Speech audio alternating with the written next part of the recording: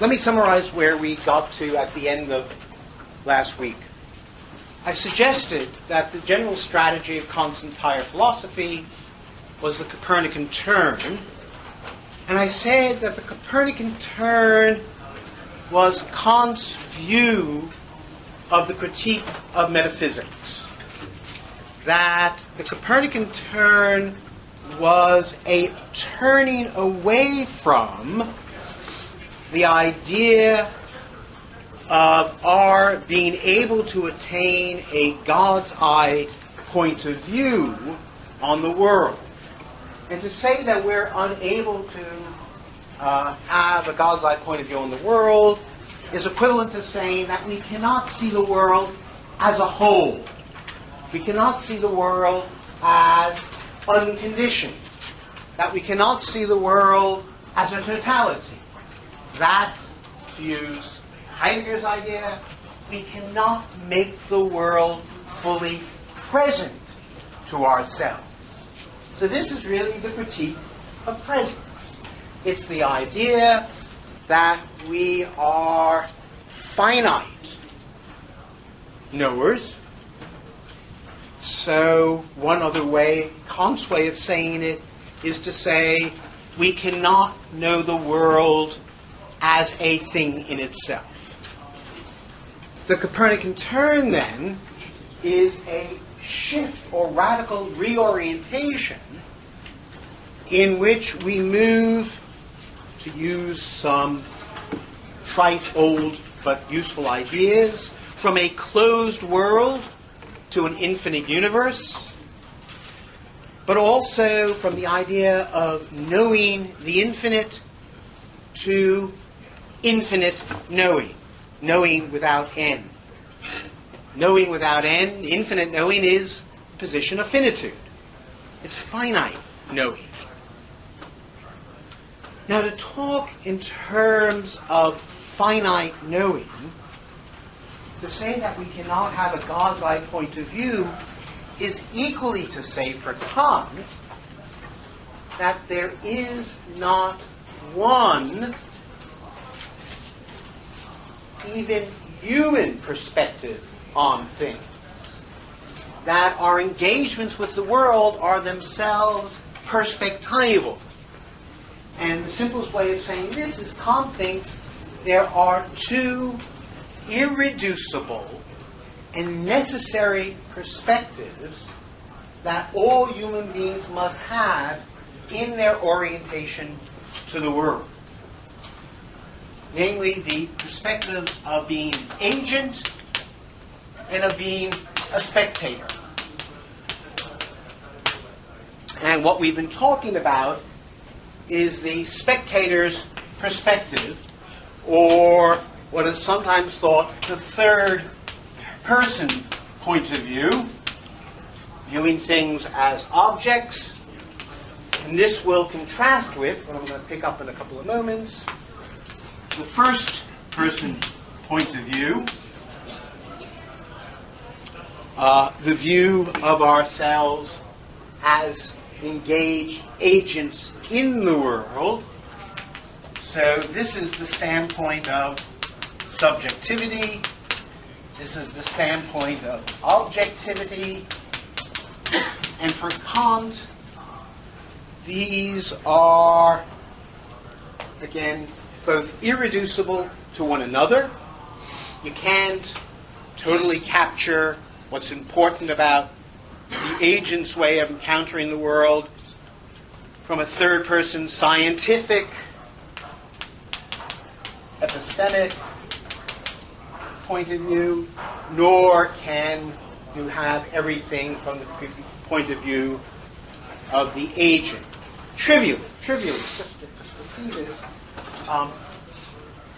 you might well want to predict, those of you who have seen me teach before, that at some point in this lecture, you're going to predict there's going to be a very bad joke. It's a safe prediction, right? I cannot predict there's going to be a bad joke. Rather, I spend up late nights deliberating and concocting and intending the bad jokes, right? So my perspective is incommensurable with yours, right? You have a predictive relationship with me as agent. I necessarily, right, unless I am B.F. Skinner, right? Well, that's what B.F. Skinner wanted to do. He's going to predict that B.F. Skinner is going to get up at 6 o'clock. Well, why? He cheats because he set the alarm at 6. I mean, all that crazy stuff. So Kant's way of doing this is the goal to guarantee that there are these two perspectives, I said, is to regiment the perspective of knowing, right, that it is above all a point of view. It is determined by the necessity of the way in which we must think about the world in order to have objective knowledge. And what Kant showed is that there are a certain number of presuppositions that any knower must have, even if they are wholly unaware of it. They're operating with it all the time. Namely, they must, as I suggested last week, construe the world as being unified spatially, unified temporally, so we all belong to one space and one time, which is to say that for anything to exist, it must be somewhere and somewhen, and it must be a substance, and that substance must causally interact with all other substances, both at one time and through time. That is, there must be causality. That's the categories. That determines our concept of an object in general. But since our concept of an object in general, the object of judgment, is equally our concept of a world or our concept of nature. Right? All those are, for Kant, intertranslatable. Now, because we determine that categorical structure, then Kant says we know appearances only and not things in themselves. That is, this is just a stance, albeit a necessary stance. That's the first element of the Copernican turn. So Kant does two things simultaneously. Right? He both grounds or founds the categories necessary for Newtonian science, and simultaneously shows that that way of looking at the world is not complete or universal, but rather just the objective standpoint. So he both grounds Newtonianism and limits it. And of course, in saying this, in saying that we're restricted to this point of view, Kant is equally doing what will come to be the Kantian trick in a way for other domains, namely the limits of knowledge. We can only know things as appearances, are equally the conditions of possibility. So that finitude is not a loss.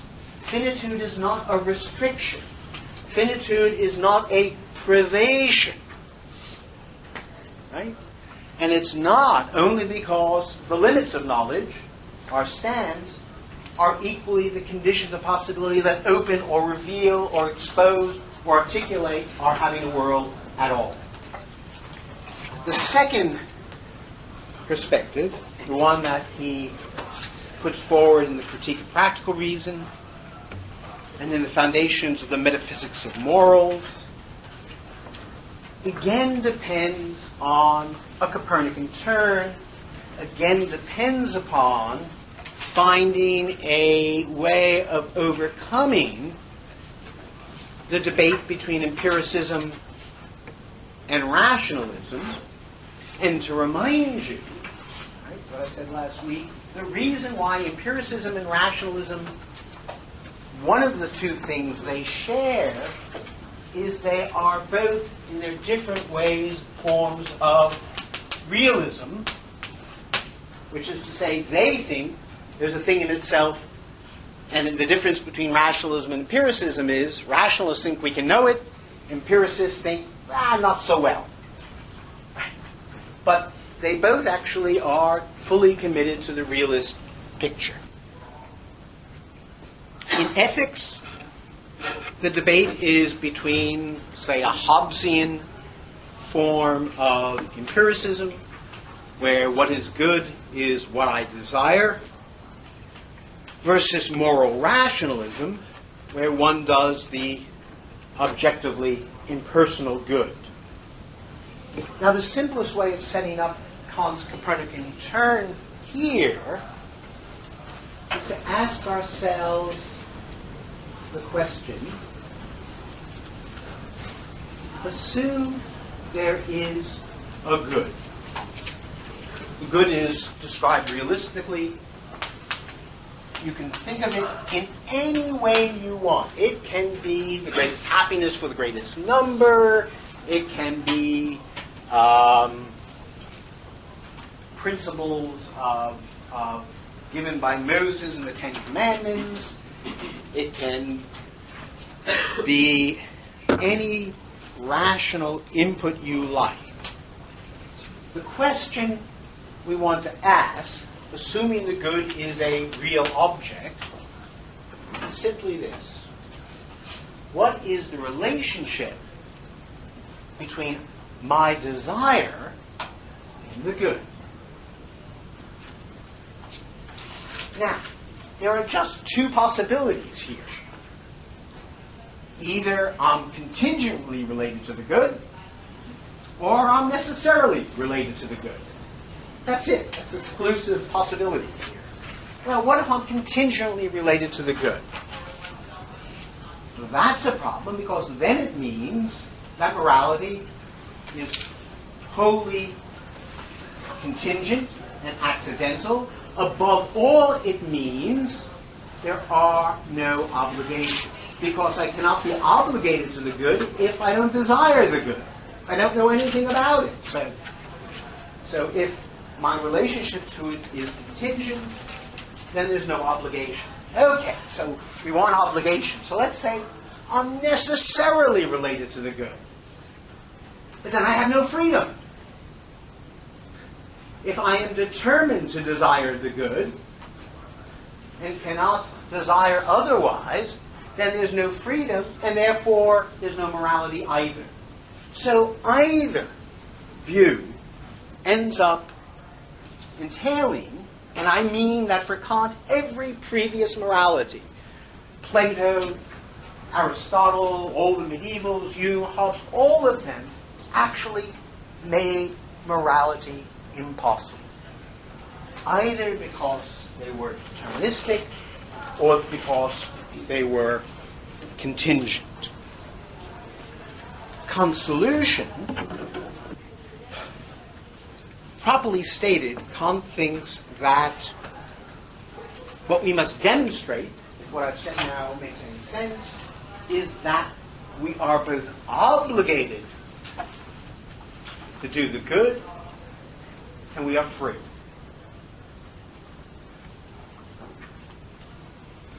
And here again, Kant's strategy is to relocate the formally metaphysical object, the good, into the structure of the mind.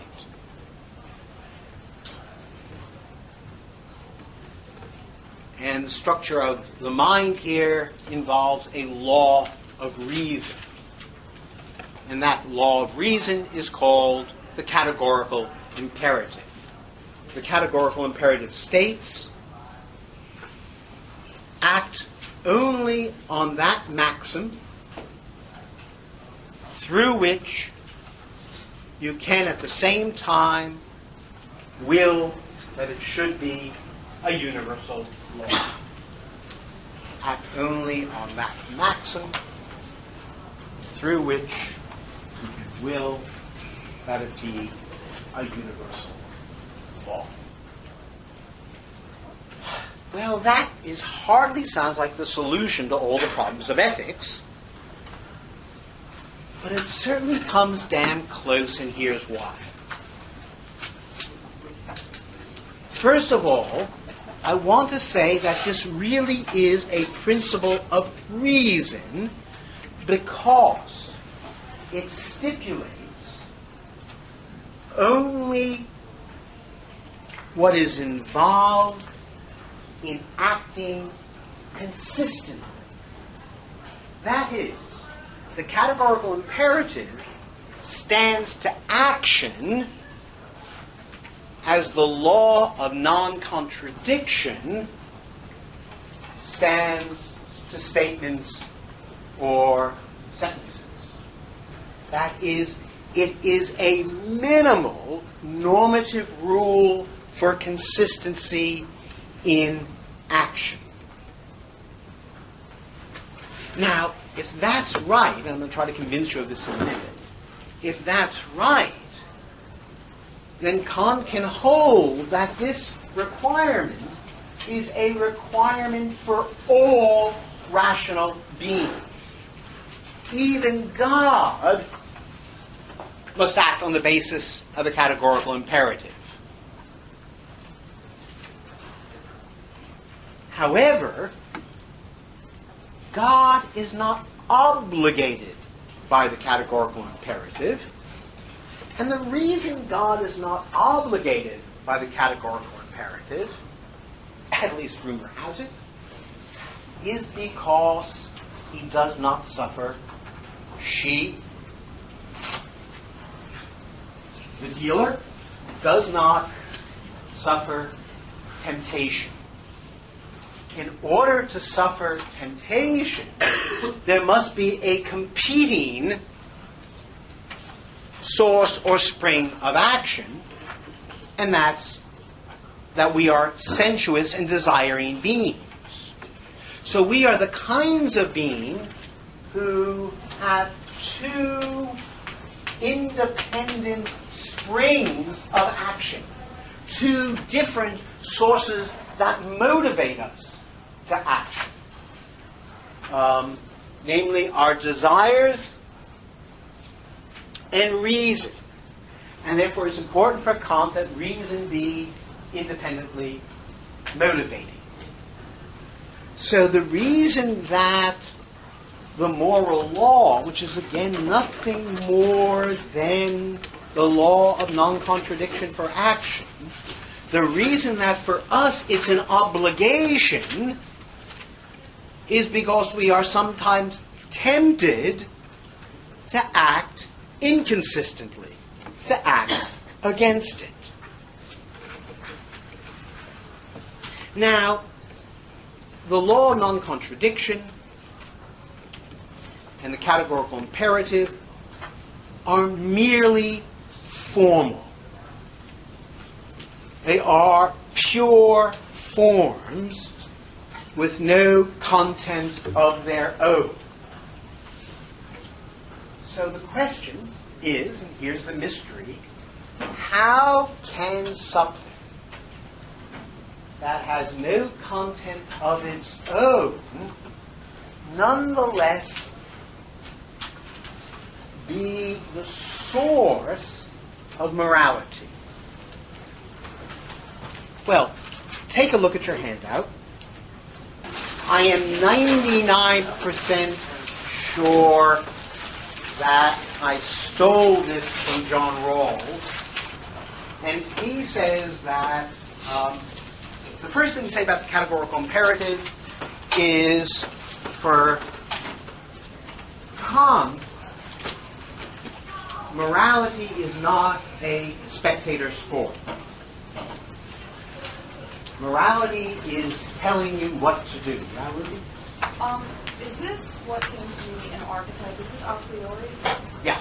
Okay, but then the source of it is not in the material world. The source is from somewhere else, obviously, and that's probably the motivation. I've already said, in the mind. Right, but that's not. But the thing is, if it's in the mind, like, does it come from God, like Leibniz would say, or No. It's so minimal, it doesn't have to come from anywhere.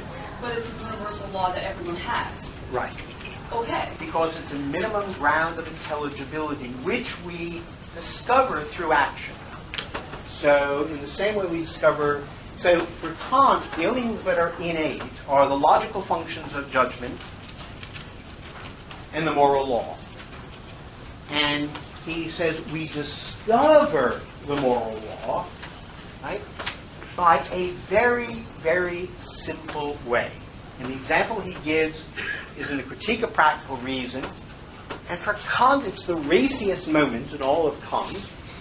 Kant, but of course, also written euphemistically, right? He says, there's this guy who is standing, you, he says, not some guy, you are standing outside a house in which you know you will have all your desires fully satisfied. And then he says, however, in order to go to this house, you will have to tell a lie to a friend. Now, Kant says, why make pleasure easy, right? Of course, all pleasure is betrayal. Kant says, all we have to imagine, and this is all we need for ethics, is that you might be tempted not to go in the house, that you be tempted to the good. And that temptation is enough to demonstrate that there is a motivation that is wholly independent of your desires. Right? And he thinks that he is just spinning out what is already there in our forms of action. Now, what I do when I'm going to cash it out, I'm going to explain why it has some content. But yeah, it's innate or a priori. Yeah. But don't experiences instantiate it? Of course. That's the only way we're going to get it. In fact, no one ever thought of it until Kant exposed it. But he does reveal it through a kind of dialectical process. If you want to kind of see, the best account of that is from a former student of mine, Philip Stratton Lake's book on Kant. It was a beautiful job of showing how the categorical imperative can emerge in a kind of method of discovery, in a kind of dialogic way.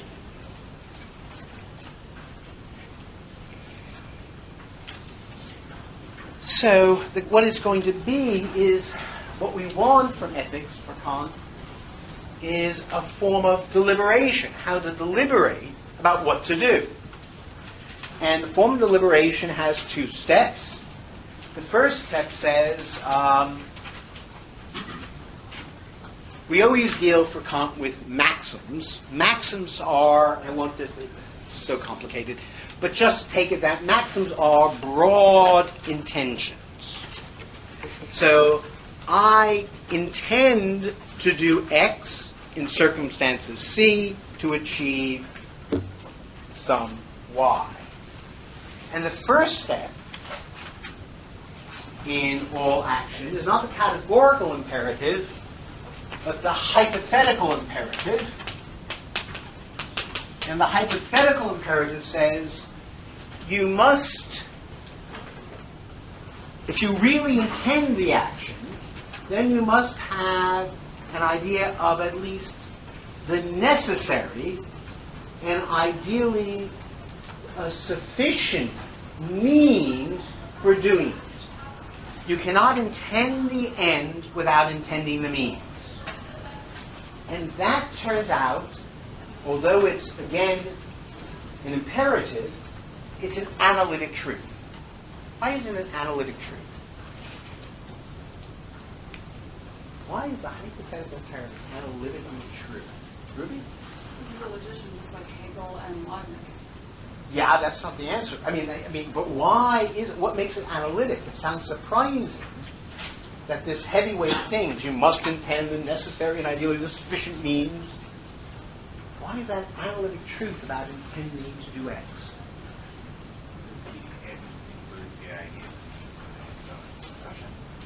Yeah, but I'm asking, why must it? Where's the must come from? Otherwise, it's not intentional. We just by the virtue of how we define virtue has to involve.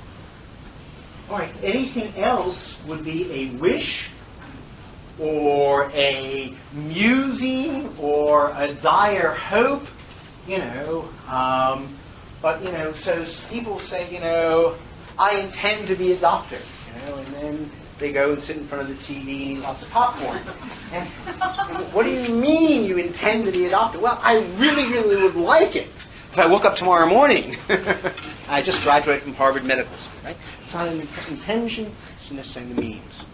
And once you've done that, then the act is rational. And the second step for Rawls is that it be reasonable. And this is the crux. This is the categorical imperative procedure. So I start with the maxim. And the second step in the reflective procedure is I generalize it, and I ask, and I say, what would happen if everybody acted on this maxim? So take the kind of standard Kantian example. I borrow, $5 for a cup of coffee. Starbucks is expensive. I probably won't even get you a fancy latte thing, will it? I borrow, but I don't intend to pay it back. So I now universalize my maxim and say everyone who borrows funds as convenient doesn't pay them back. And then the next step is to ask, what are the likely consequences of this new law of nature? Because what I've done is shown that my will is legislative. I'm saying what I will, I'm legislating for everyone. What would happen if everyone did it? The new situation, Rawls calls the new perturbed universe. The universe in which nobody pays back their funds that they borrowed. And of course, we know what would happen immediately. I'll just finish and then we'll ask a question. What happened is, no one's going to lend anyone money. The whole institution of borrowing would break down. That is not the problem. The problem is a contradiction.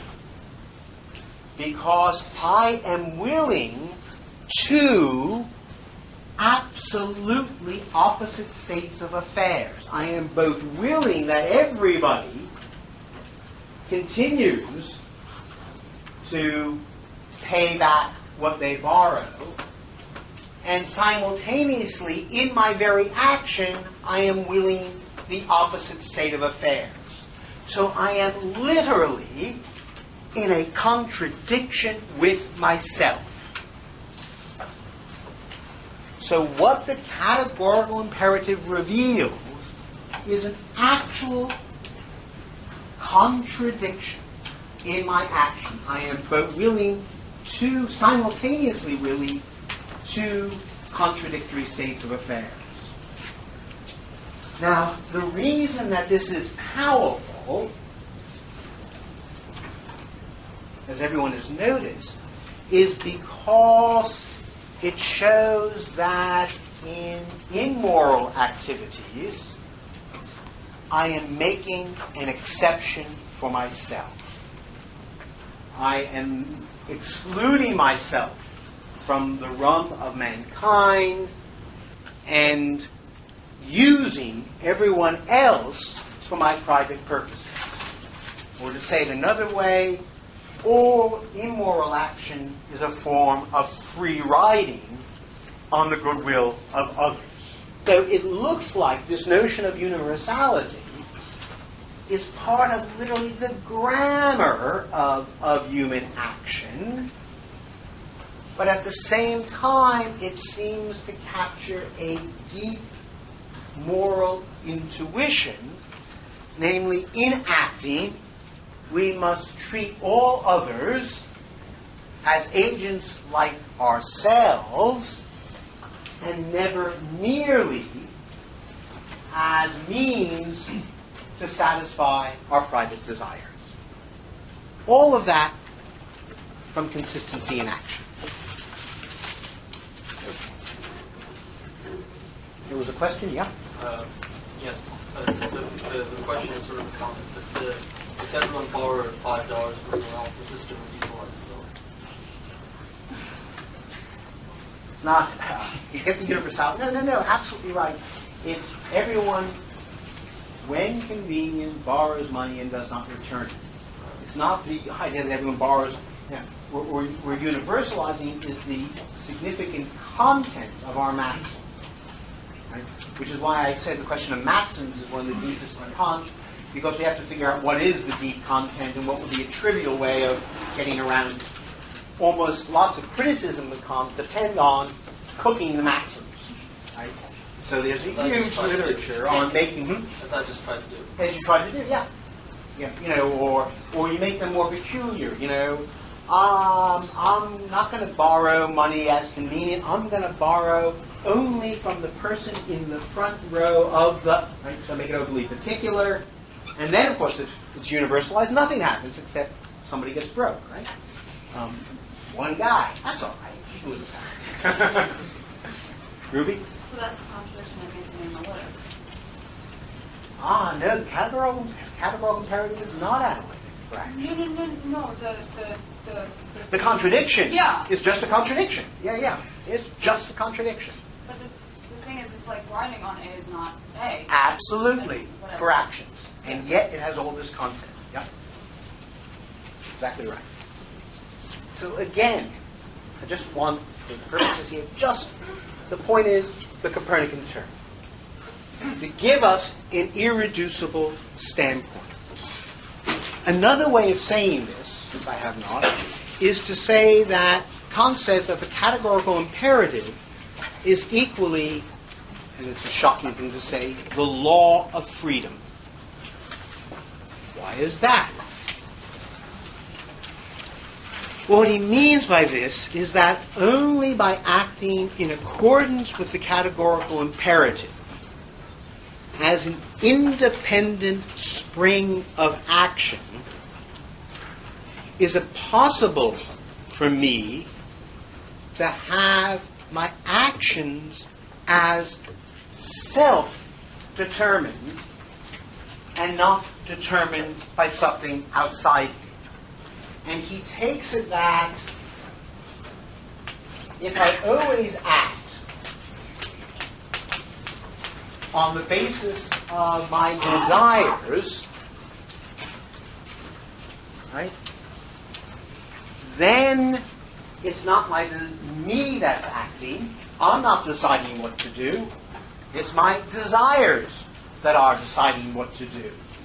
And if we want to consider ourselves as free, then we need a way of detaching ourselves from our desires and judging which of them are worthy to be acted on, and therefore to act consistently on a principle that keeps us free from the hidden springs of desire, right? Or, if you wish, the unconscious.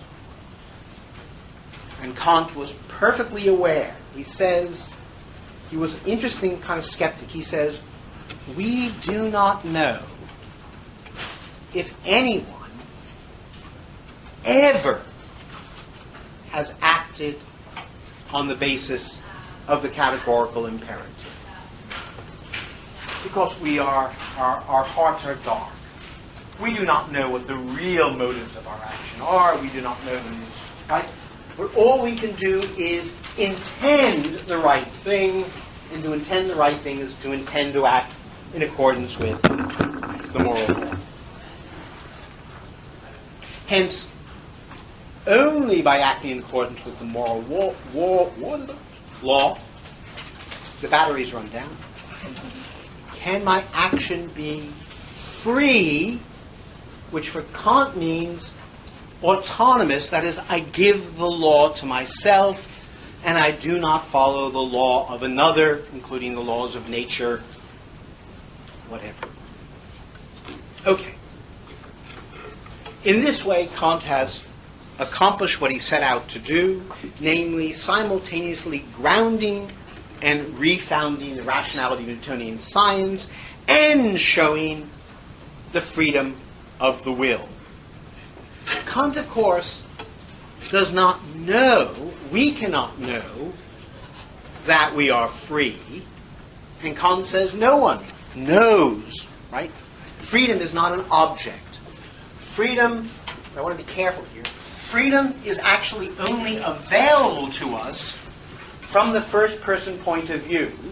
Freedom is utterly, for trivial reasons, right, unavailable to us from the third person point of view. So to say that we don't know that we're free, what we must think about is rather this, that we must act always as if we are free, and we are entitled, right, to think of ourselves as free from a practical point of view. Right? And what I mean by that is exactly the way I did it with the bad joke. Namely, I cannot predict my own behavior, but must deliberate and intend. And once I'm in the standpoint of deliberating and intending, then I'm necessarily in that agent point of view, and therefore I am necessarily committed to the whole Kantian apparatus. So for Kant, the whole business of the moral law constitutes the first person point of view in general. It's what it is for anyone to adopt the agent perspective.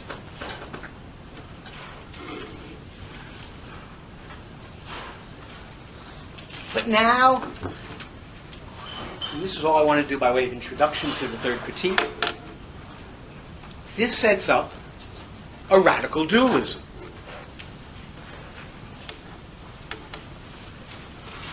In the section 2 of the published introduction, page 176, Kant puts it this way.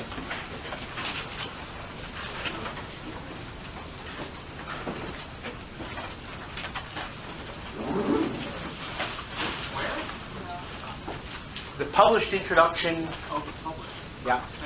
second introduction, 176, the very beginning of 176. Hence, an immense gulf is fixed between the domain of the concept of nature, all this stuff, and the domain of the concept of freedom, all this stuff. So that, and here's now the puzzle, no transition from the sensible, by which he means this, to the supersensible, freedom,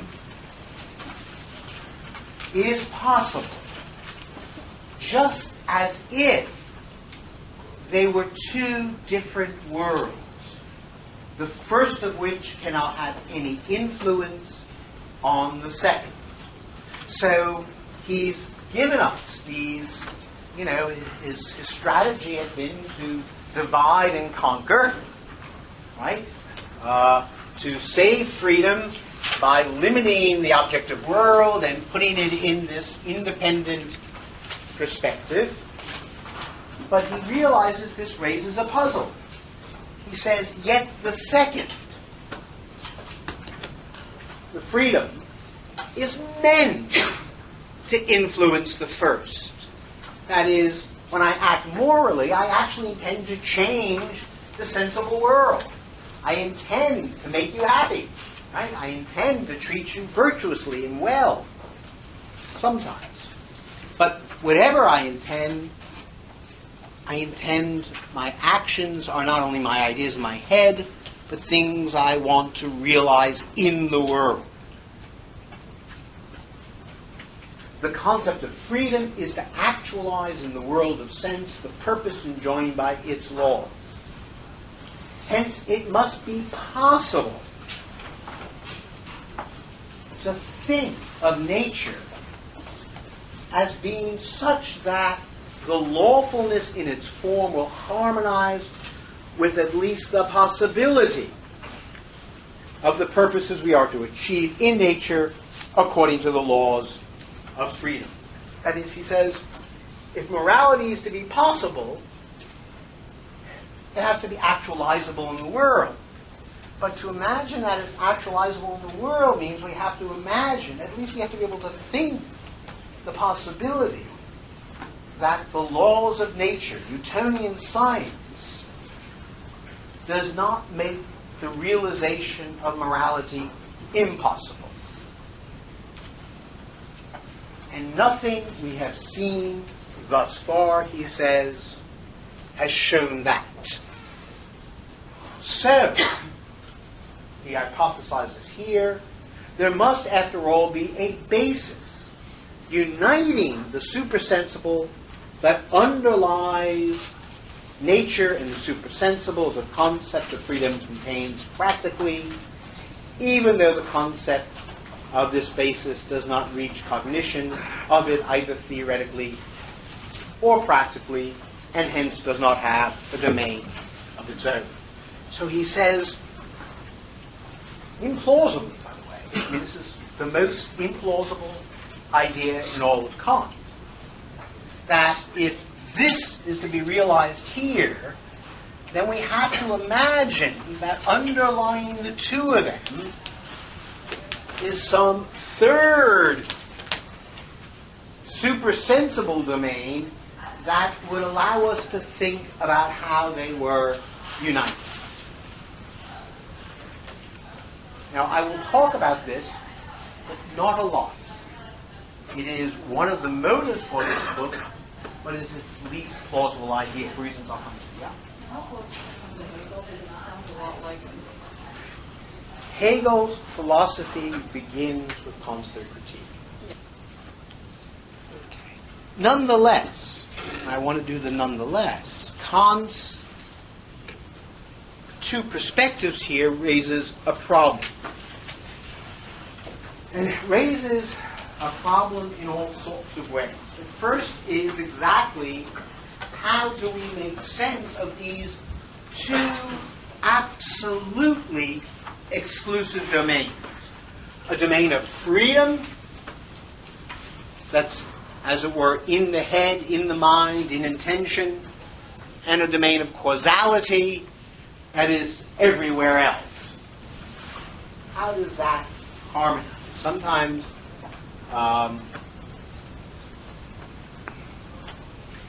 Cavell quips somewhere when Kant says, I've had to limit knowledge in order to make room for freedom, but freedom is only this idea of acting under the moral law. Cavell says, thanks for nothing.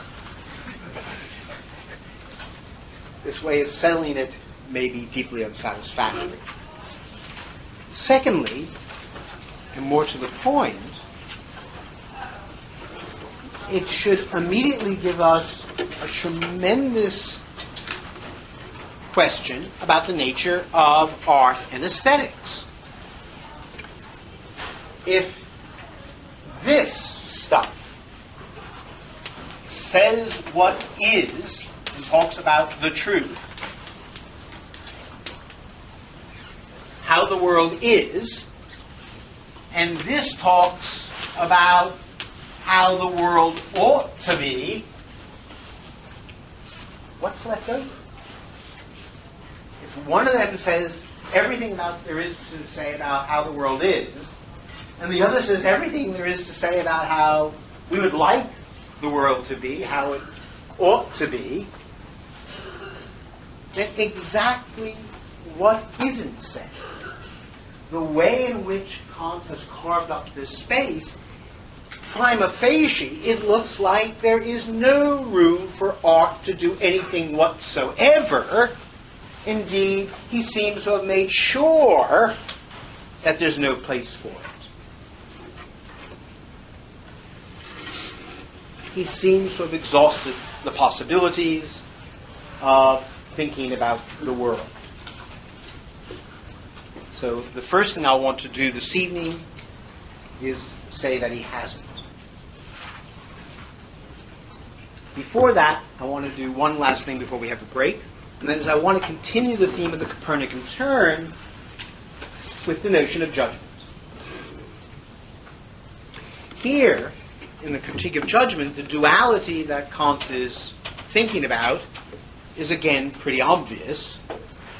Namely, either beauty is in the eye of the beholder,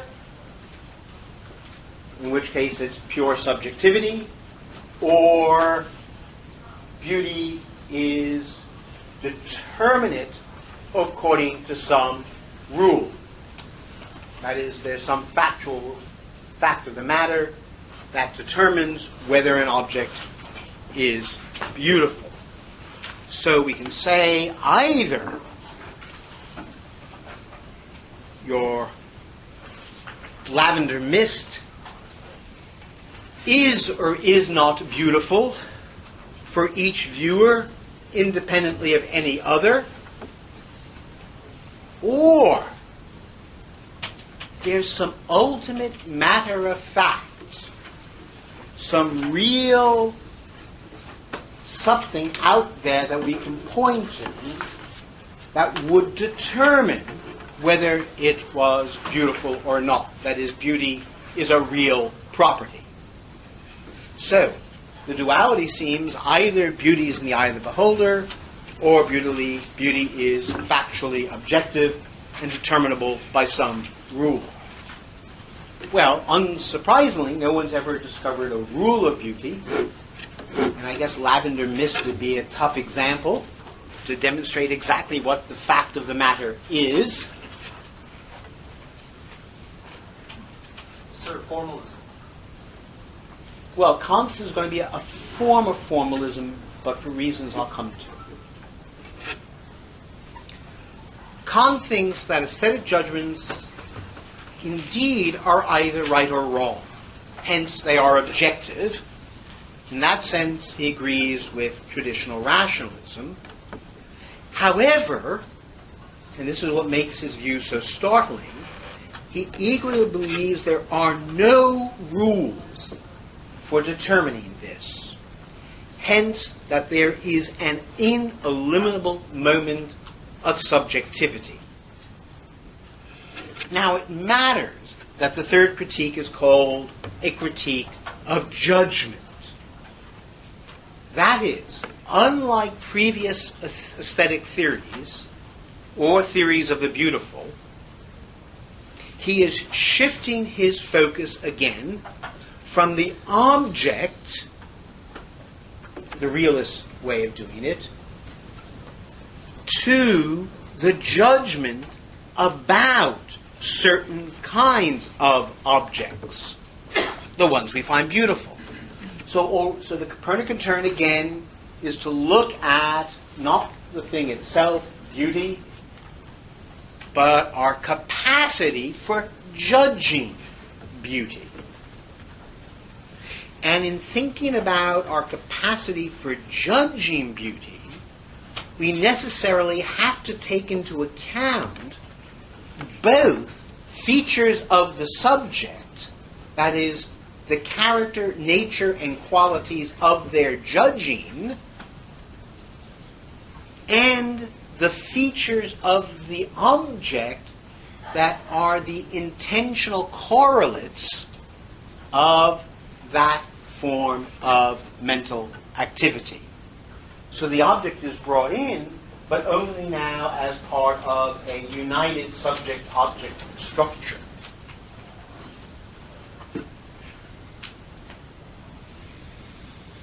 So the relationship between the judging subject and the object judge is what Kant's going to mean by a judgment of taste. The judgment of taste involves both a responding to an object, which is to say there is no beauty in the world independent of the kinds of beings who make judgments of beauty.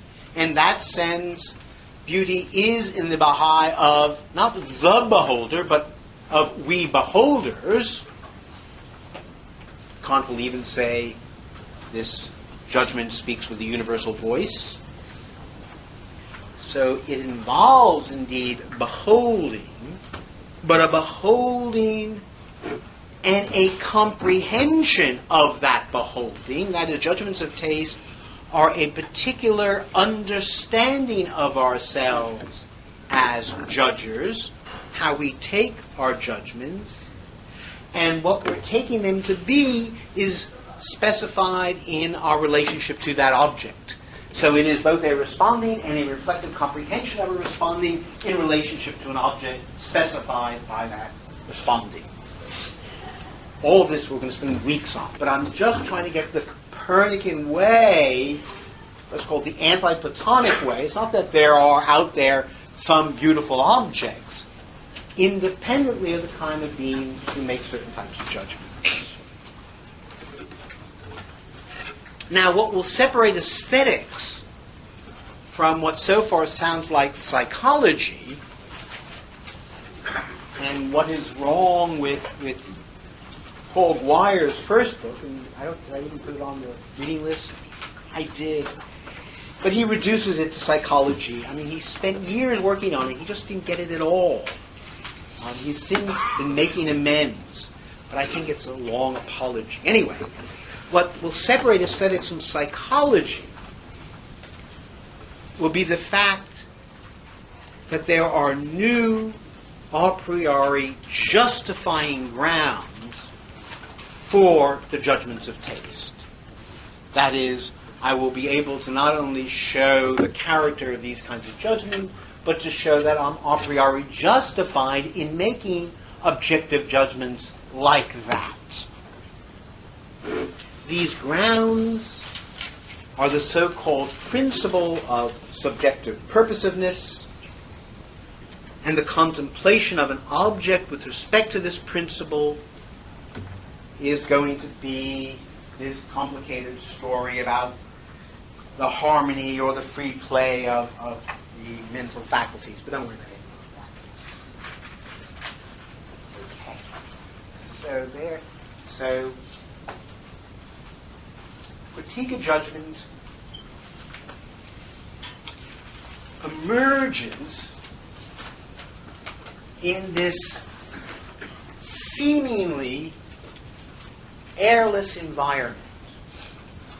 And the first thing we need to do is find out what space there is to breathe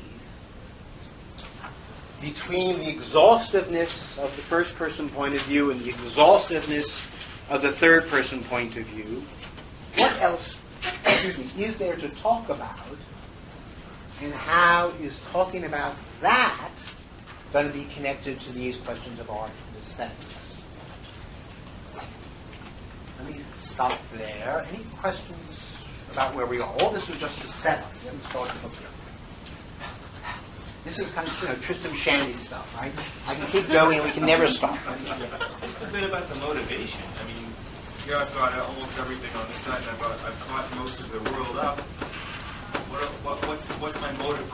Is there something that I'm missing? I just want to be totally exhausted? Is that like, what's the motivation for seeking a third thing? He's got an ulterior motive, is what I'm... Right. And I've already suggested one, which I said I didn't like.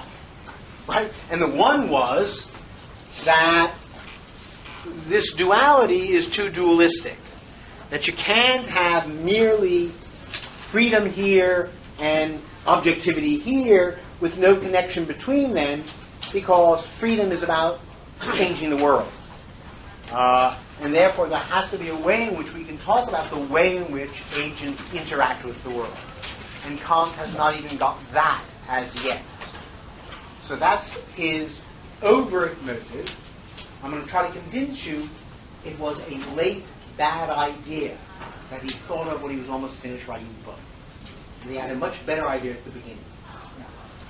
Is it justified because, like, the categorical and imperative, there's still this innate universal principle that we all share? Is that, like, what's going to happen? Is it going to be like that? Yeah. Like, how we can actually make these judgments and be justified and know that we are justified in making this? We're going to need something like that, although, here's the problem. Great question. Exactly what's the a priori principle going to do? We've already got the principles that tell us everything we need to know about objects as objects. And we already have all the principles we need to have. Is it going to bridge the gap? Well, I just said, he says he might, but I'm skeptical. So it's a puzzle. Okay, good. We've got a puzzle.